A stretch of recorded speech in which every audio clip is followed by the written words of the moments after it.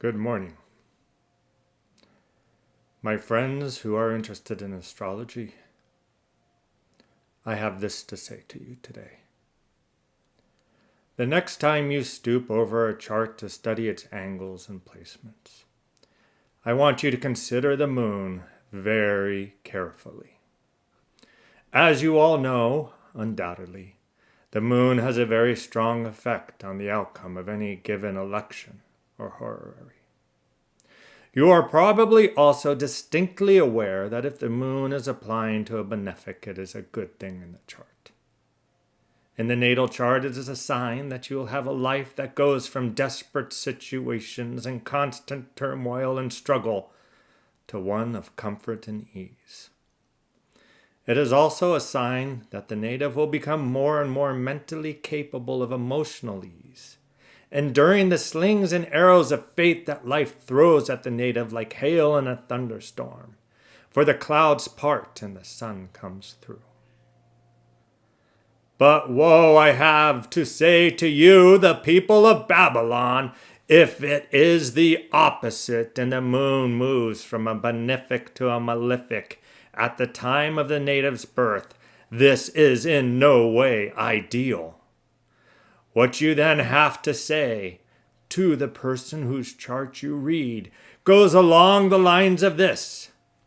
Oh, you are an old soul. You have come here for many lessons.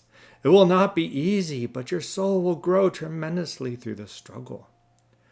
Or some such thing that puts ice cream and chocolate sprinkles and whipped cream on top of the bitter dessert that their natal chart has spoon-fed them. Now I would like you to know that if the moon is going from good to good, the native is not necessarily going to even understand the sufferings that most of us mortals go through in their lives. I would absolutely express to you during a reading, you really need to understand others suffer more than you, and you must have compassion for their suffering. I say this because someone who has never suffered significantly in their life may not understand this strange fruit of compulsion that suffering is, and that most of us humans have to partake of from time to time. This will be especially so if their chart is filled with trines, that scourge of understanding others. Pity the souls who have the moon carrying its sacred light from malefic to malefic, for this is the scourge of circumstances known as besiegement. And the mighty devil himself will be knocking on that poor soul's life, demanding they open the door.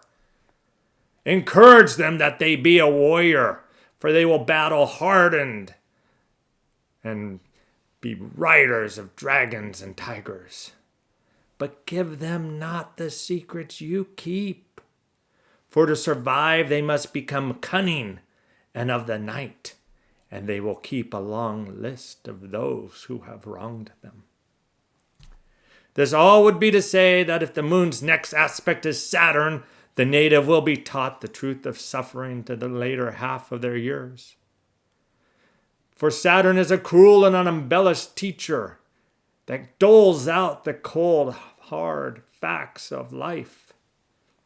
They will thus have to learn to set boundaries, to be morally upright, that none may cross their domain. However, should they find success, they will become notable beings of virtue, and they will build enduring things that will benefit others. If the moon's next aspect is Mars, then they will find strife in their final years. But that strife will come with much effort. They may yet ride the tiger whose tail one should never proverbially step upon, and whose tail they shall smash. Being heroic, they will become victorious through their own efforts. But then expect them to have no compassion for the meek. If the next aspect of the moon is Jupiter, they will know great abundance. and it is as if they have been blessed by the very nectar of the gods poured from a crystal vase into their eager mouths, the cornucopia open and ready for them. For the mightiest of benefics has in this incarnation promised them favor. However, they may fail and fall due to their own excess, if they are haughty and arrogant in nature, for the world shall just keep giving to them. Or let us say the next aspect is Venus. Then it is the case they will delight in pleasures for the last half of their life, rolling about in silks, listening to fine music, handsome and beautiful to the end, sexual pleasures coming easy to them, along with all the other pleasures of a well-lived life, as if they have earned it through their own efforts, when it was really just the lot cast upon them by God, over whom they have no feigned power. This being the case, if they indulge overly in that excess, with no sense of virtue, they shall fall then into the pit of earthly pleasures. Mercury shall be mixed in his gifts to them if the moon applies to it, sometimes good and sometimes bad, like dice being cast on the craps table, rolling to and fro, hitting the jackpot and emptying the purse in alternation.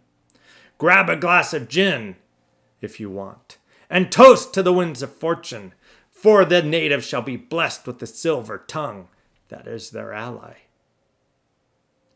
The moon, moving towards aspects of the sun, shall be emerging with the soul, a coming into the being of themselves. This power, used for good or evil, is up to the native, for it is not necessarily in the inclination of the soul to always do good.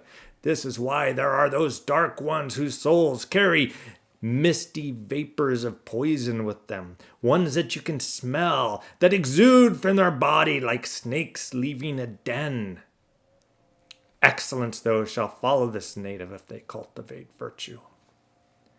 Now that you have been illuminated by this dry rant, served with that good heaping of salt, meant to be enjoyed as entertainment, take this knowledge back with you to the charts you pore over by candlelight, when the shadow of the night stills the hearts of the living, and test it to see if it is true for you, and those charts you read. By God, if I am wrong, send me a note proving the errors of my ways. But if I am right, send me pleasures promised. For my moon's next Ptolemaic aspect in the birth chart is Venus, and this nectar I must transmute through the efforts of my own virtue.